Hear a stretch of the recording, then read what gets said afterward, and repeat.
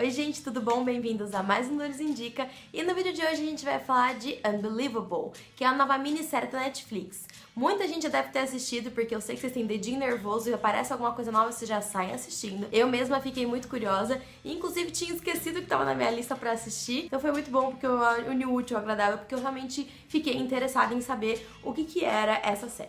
Basicamente, a gente vai acompanhar uma história real que aconteceu com a Marie em 2008. Ela foi estuprada e ela acorda com uma memória muito conturbada do que de fato aconteceu. Isso leva os policiais a ficarem, durante a investigação, questionando muitas vezes ela e a duvidarem dela porque o relato dela acabou mudando ao longo da investigação. E na verdade, você percebe claramente que é muito mais por causa dos detetives, dos investigadores, do que da própria Marie. Você percebe umas perguntas muito num formato como se ela fosse a criminosa e não a vítima. E o tempo todo forçando e pegando nos pontos, como se ela fosse lembrar claramente de uma experiência traumática. E é muito comum o cérebro apagar algumas informações para você conseguir sobreviver. Inclusive tem alguns flashes que você vê que ela começa a pensar um momento em que ela tem registrado numa foto no quarto dela.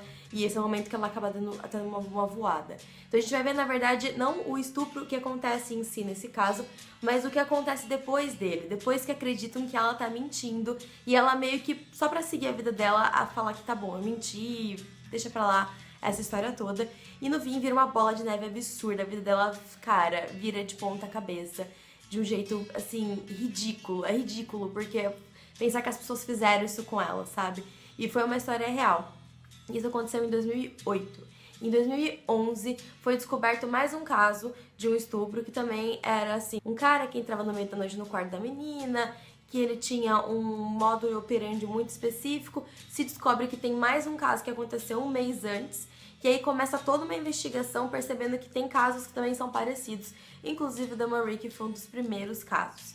Essa é uma história real, se você pesquisar aí a história do Unbelievable, ele é baseado em 2 livros que contam essa história, que são o An Unbelievable Story of Rape e Anatomy of Doubt. Ambas vão contar melhor sobre esse caso da Marie e dos que seguiram depois, mas é muito interessante como a série o tempo todo critica o modo em que a investigação se deu e como foi levando toda a história ao longo da Marie, porque assim, a gente não tem um primeiro episódio fechado, tanto que eu tive dificuldade em ver só o piloto, eu acabei vendo mais um pouquinho, porque o que acontece é, a história não fala assim, essa aqui é a história da Marie, agora a gente vai contar o resto. Não, a gente vai tendo um paralelo entre as histórias o tempo todo.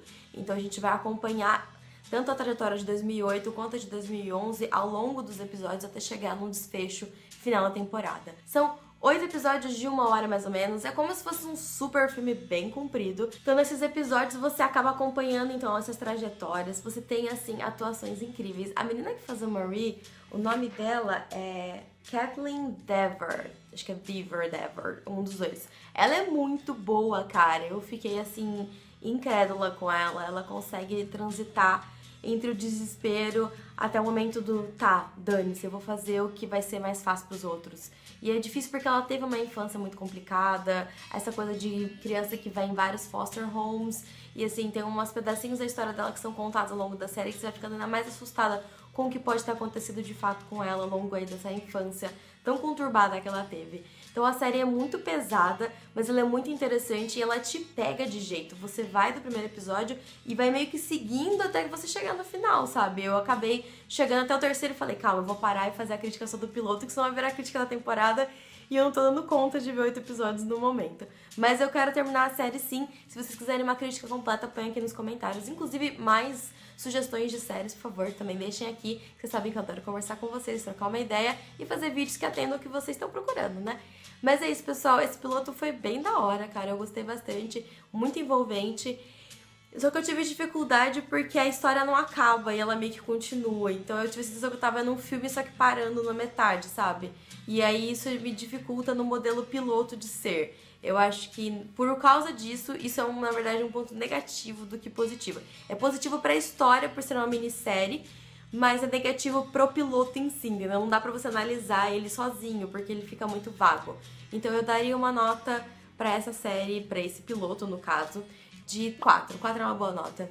Foi um bom piloto, foi bem desenvolvido, mas eu achei que esse probleminha aí de não ter final te deixa meio perdido. Isso pode desencorajar as pessoas a assistirem ao invés de encorajar. No meu caso, eu acabei engatando a primeira e fui só. Mas é isso, gente. Esse aqui foi mais um Lulus Indica. Se você é novo aqui no canal, deixa de se inscrever, de curtir, de compartilhar a palavra do Lulus Indica. Deixa aqui nos comentários se você já assistiu essa série, se você não assistiu. E não deixa de me acompanhar também no Instagram, no podcast que eu faço parte do Críticos de Sofá. Tem muita coisa legal acontecendo aqui no Lulus Indica. Não deixa de acompanhar, deixa o sininho ligado, beleza? E é isso, pessoal. Um abraço e até a próxima.